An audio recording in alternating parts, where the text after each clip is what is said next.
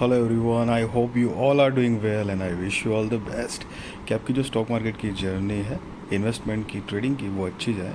आप अच्छे पैसे कमाओ guys, and thank you so much for watching my YouTube channel videos. So अभी आने वाला है एक नया आईपीओ ओला इलेक्ट्रिक लिमिटेड का।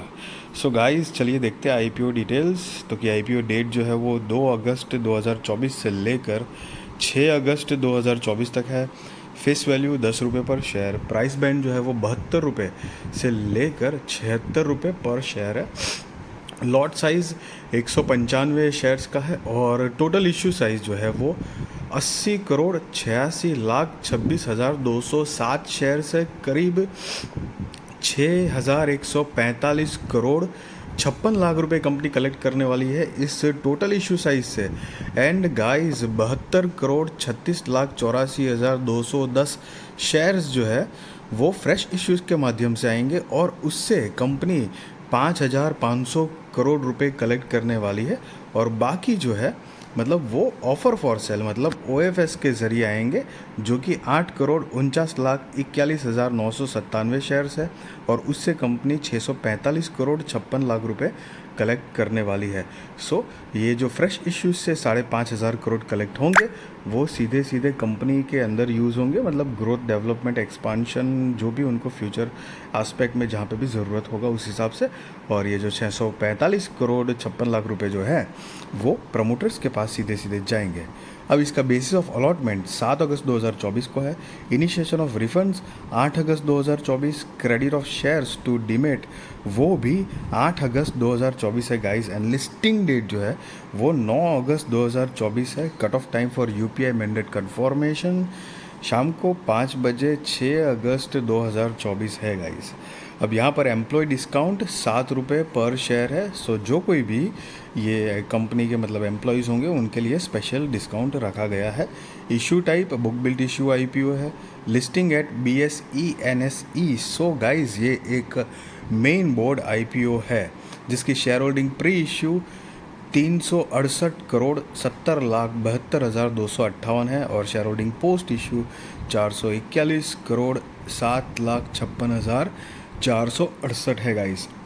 सो रिटेल कैटेगरी में मिनिमम एक लॉट के लिए तो ऑफकोर्स अप्लाई करना ही है। 195 शेयर्स आएंगे, 14,820 रुपये आपको देने होंगे। मैक्सिमम 13 लॉट के लिए आप अप्लाई कर सकते हो। 2,535 शेयर्स आएंगे, 1,92,660 रुपये आपको देने होंगे।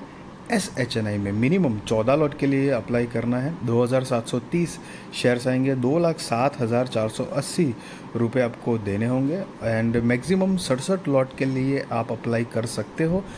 13,065 शेयर्स आएंगे, 9,92,940 रुपये गाइज आपको देने होंगे।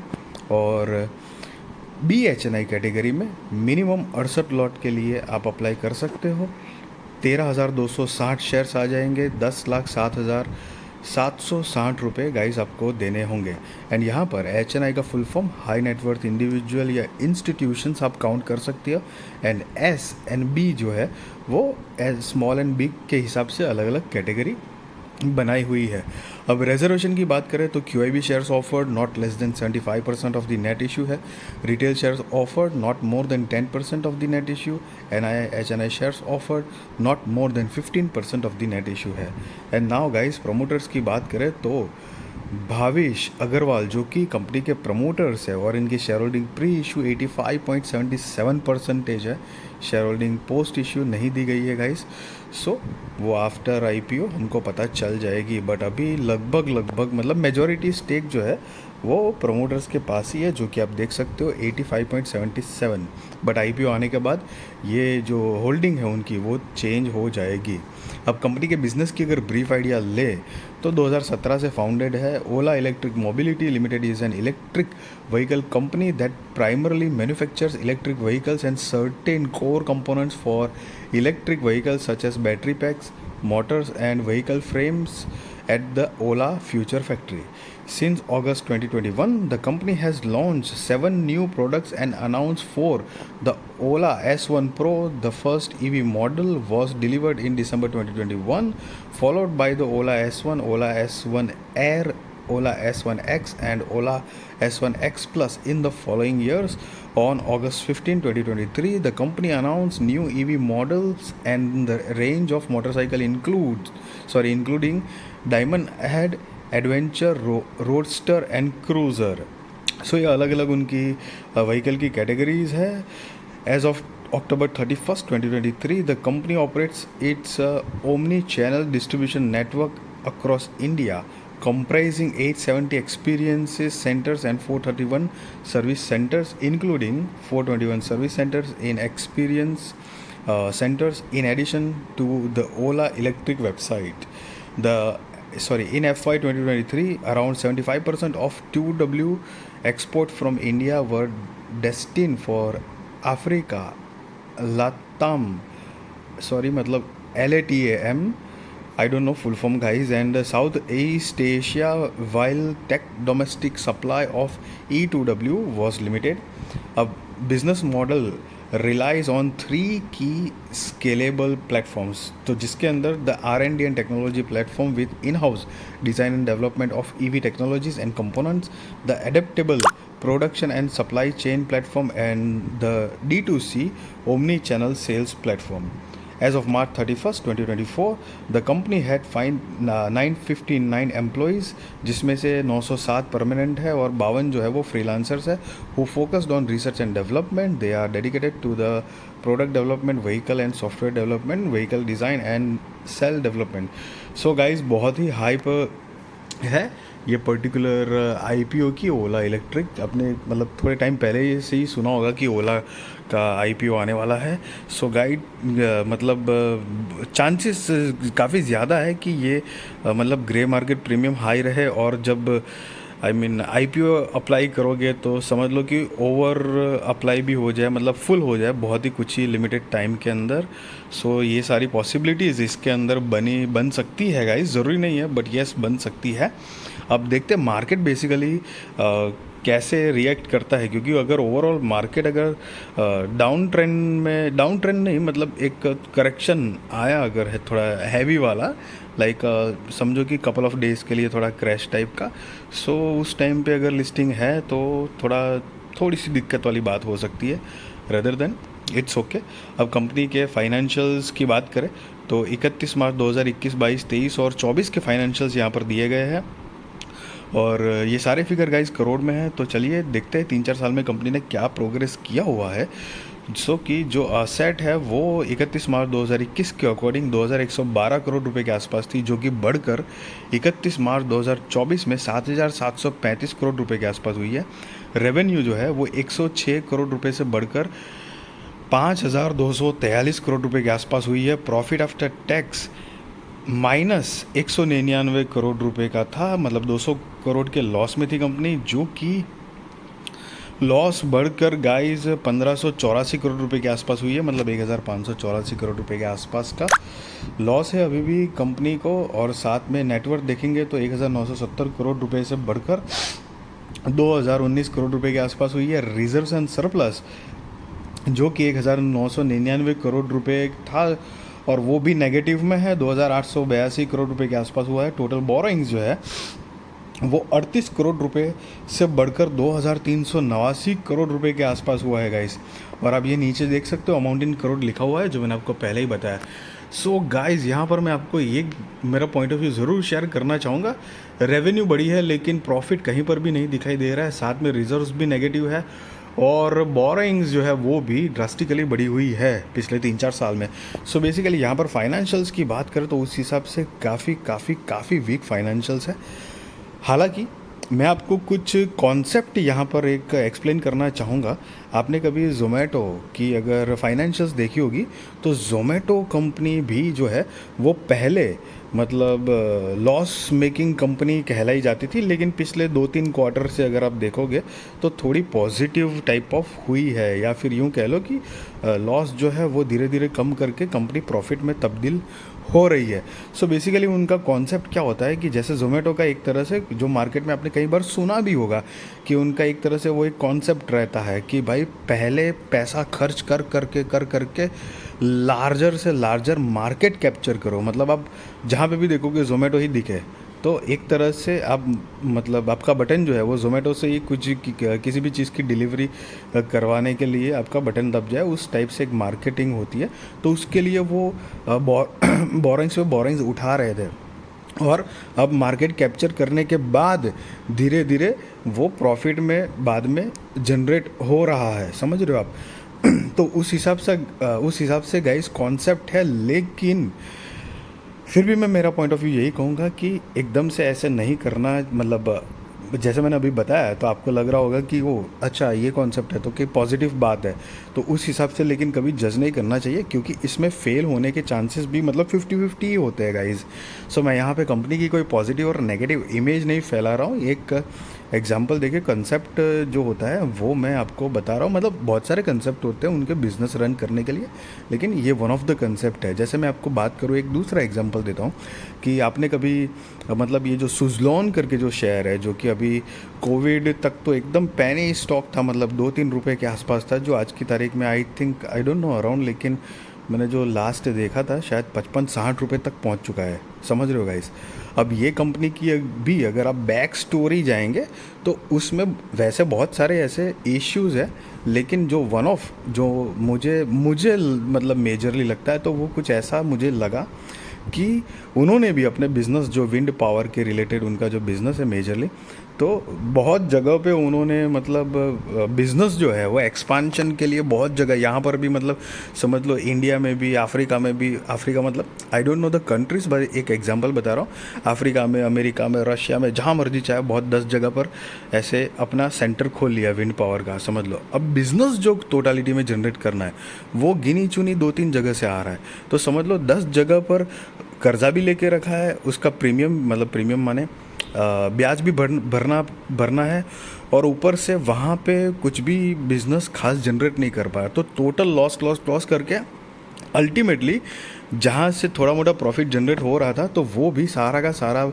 डेट चुकाना, फिर दूसरे भी बहुत सारे रीजंस थे, तो उनका भी एक तरह से वही था कि मतलब आई डोंट नो एग्जैक्टली उनका कॉन्सेप्ट यही था कि नहीं, क्योंकि बहुत सारे दूसरे रीजंस भी है, क्योंकि बोरोइंग्स बहुत बढ़ चुकी थी, तो बाद में बहुत सारी बोरोइंग्स उनकी सेटलमेंट हुआ, कुछ ठीक ठाक तरीके से हुआ, और बाद में गवर्नमेंट ने भी ये विंड पावर जो है उसको सपोर्ट कर रहे हैं, तो उनको एक के बाद एक कुछ प्रोजेक्ट्स मिल रहे हैं, साथ में कोई बड़े इन्वेस्टर्स भी हैं, उन्होंने भी इन्वेस्ट किया, ऐसा सुनने में आया था। सो उस हिसाब से आई डोंट नो कि अभी है कि नहीं है, प्रॉफिट लेके निकल गए नहीं निकल गए, वो तो उनको पता, क्योंकि मैं ऐसे कभी भी ऐसा बड़ा इन्वेस्टर या बड़े इंस्टीट्यूट को देख के एकदम से मैं डिसीजंस नहीं लेता हूँ। ऐसे एग्जांपल्स बनते हैं, तो जैसे सुजलॉन है, तो सुजलॉन कहाँ पे शेयर था जो कि एकदम रद्दी टाइप ऑफ स्टॉक बन चुका था, 2 रुपये 3 रुपये 1 रुपये, शायद से 1 रुपये से भी नीचे गया होगा, लेकिन 2-3 रुपये तक तो मुझे खुद को पता है, और अभी हालांकि 50-60 रुपये के आसपास शायद होना चाहिए होगा, क्योंकि मैंने लास्ट जब देखा था तो 55-60 समथिंग कुछ ऐसे रुपये था। सो लाइकवाइज ऐसी पॉसिबिलिटीज़ बनती है। सो मैंने दोनों केस आपको बताया है, एक फेलियर वाला भी और एक ये ज़ोमेटो वाला जो कि थोड़ा सक्सेसफुल हुआ है। तो आई मीन ऐसे फाइनेंशियल्स देख के मतलब काफ़ी वीक फाइनेंशियल्स है कंपनी के, वेरी ऑनेस्टली मैं आपको मेरा ओपिनियन शेयर करना चाहूँगा। ऑल दो आपकी मतलब चॉइस है। सी गाइज, मैं आपको कोई बाय और सेल रिकमेंडेशन नहीं दे रहा हूँ, मैं ना ही आपको ये बता रहा हूँ कि आप आईपीओ में अप्लाई करो या ना करो, that is depend on your risk research, financial advisor को पूछ कर करना। बट जो भी मेरा एक पॉइंट ऑफ व्यू होता है मैं आपके साथ शेयर करता हूँ कि ऐसा ऐसा जो मुझे लग रहा है। सो इट माइट बी मतलब हेल्पफुल तो नहीं कहूँगा, लेकिन एक आपकी नॉलेज में थोड़ा सा एक एड ऑन शायद अगर हो सके। So that is the thing guys. और कंपनी का मार्केट कैपिटलाइजेशन जो है वो 33,521 करोड़ की मार्केट कैपिटलाइजेशन है, तो वो भी एक तरह से आई मीन डिसेंट इनफ है गाइज, लार्ज कैप कंपनी कह सकते हो आप। RONW जो है वो -78.46%, PBV 13.72, EPS जो है वो प्री IPO -4.3, पोस्ट IPO -3.59, जो कि वेरी ऑब्वियस है क्योंकि प्रॉफिट जनरेट ही नहीं कर पा रहे हैं। और PEX जो है वो भी ऑब्वियस है negative, pre IPO -17.69, post IPO -21.16। सो यहाँ पर ये जो आप नोट देख रहे हो वो उन्होंने basically EPS pre IPO and post IPO कैसे कैलकुलेट किया है उसके बारे में बताया हुआ है। अगर कंपनी के ऑब्जेक्ट ऑफ इशू की बात करें सो यहाँ पर कुछ मेजर रीजंस दिए हैं आईपीओ लाने के लिए। तो कि मेजरली कुछ उसमें पहला है capital expenditure to be incurred by its subsidiary OCT for expansion of the expansion of the capacity of its cell manufacturing plant from 5G with 5G WH to 6.4 GWH जो कि पावर के हिसाब से है gigawatt, classified as phase 2 under the expansion plan, repayment और prepayment in full और part of the indebtedness incurred by its subsidiary जो कि शॉर्ट में कर्जा चुकाना चाहते हैं, investment into research and product development, expenditure to be incurred for organic growth initiatives and general corporate purpose. Guys see guys यहाँ पर ये एक बात ज़रूरी है कहना चाहूँगा कि आप जब भी देखो तो कुछ पैरामीटर्स आपको देखना चाहिए, मतलब कंसिडरेशन आपको कभी भी है। मानो कि आपको फॉर एग्ज़ाम्पल अगर आपको मन है कि भाई मुझे ओला का आईपीओ भरना है तो थोड़ा सा मोटा ऐसा लॉजिक सोचिएगा कि बिज़नेस का जो फ्यूचर है या ग्रोथ है वो कितना लार्ज लेवल पे जा सकता है। जैसे जोमेटो है तो जोमेटो में आप देखोगे तो जोमेटो स्विगी मेजरली आपको दो ही चीज़ दिखती होगी। आप कभी भी ऑर्डर करेंगे तो आपको जोमेटो स्विगी ये मतलब दो मेजरली दिखेंगे, राइट। बाकी कुछ ऐसा डिलीवरी बेस कोई ख़ास कंपनी है नहीं।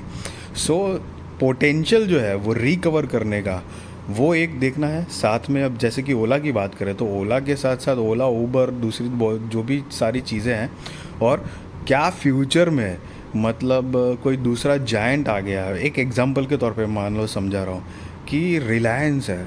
सो मानो कि अगर रिलायंस ने ऐसे एंट्री ले ली कि भाई हम भी मतलब ये ओला टाइप की सर्विस प्रोवाइड करेंगे, हर जगह रिलायंस का बाइक होगा ये वो करके, तो फिर बहुत सारी गड़बड़ हो सकती है। या फिर मान लो कि रिलायंस डिलीवरी बेस में भी आ जाए कि जिसके हाई चांसेस लग रहे हैं गाइस। सो उस टाइम पे ये काफ़ी डामाडोल वाली चीज़, डामाडोल मतलब उनका धंधा तो बंद नहीं होगा लेकिन उनको भी उतना ही शार्पली मतलब टैक्टिक्स और स्ट्रेटेजीज बना के अपनी मतलब अपना पोटेंशियल ग्रोथ रखना है और मतलब मार्केट में लीड करके टिके रहना पड़ेगा। लाइक वाइज मैं आपको जस्ट बताना चाहूँगा कि जैसे बजाज फाइनेंस है, बजाज फिनसर्व है, तो वो NBFC में मार्केट लीडर है, राइट, मतलब अभी तक। लेकिन जैसे ही ये जियो फाइनेंशियल आया तो एक बहुत बड़ी तगड़ी स्ट्रेंथन कंपटीशन आ गई guys. So because of that आप देख रहे होंगे कि वैसे भी बजाज फाइनेंस का जो स्टॉक है उन्होंने काफ़ी सॉलिड रिटर्न दिया हुआ है इतने पिछले 10-15 सालों में, और अभी भी मतलब वो एक क्वालिटी शेयर है, कोई ऐसा औंधू पौंधू चीज़ नहीं है। बट द थिंग इज़ कि इफ़ेक्ट जो है वो बिज़नेस की इफ़ेक्ट पोटेंशियल ग्रोथ जो है वो चांसेस होते हैं कि एक डाइवर्सिफाइड हो जाता है ना। समझो 2 दुकानें आजू बाजू में, तो अगर पहले एक दुकान है राशन की तो लोग वहीं पर जाके लेंगे, लेकिन 2-4 आ गई तो वो क्राउड कस्टमर बेस बट जाएगा ना, तो वो उस तरह की बिजनेस इफेक्ट होने के चांसेस होते हैं। सो मतलब उस कॉन्टेक्स्ट से मैं आपको बता रहा हूँ guys. And guys just be responsible trader, be responsible investor, value your money guys. I wish you all the best कि आपकी स्टॉक मार्केट की जर्नी अच्छी जाए, आप अच्छे पैसे कमाओ। एंड वीडियो अच्छी लगी तो ज़रूर लाइक शेयर सब्सक्राइब करिए, आपके सारे कॉन्टैक्ट के साथ भी मेरी वीडियो चैनल शेयर करिए ताकि उनकी भी स्टॉक मार्केट की जर्नी और भी ज़्यादा कॉन्फिडेंट सक्सेसफुल अवेयर हो पाए guys. Thank you so much for watching this video.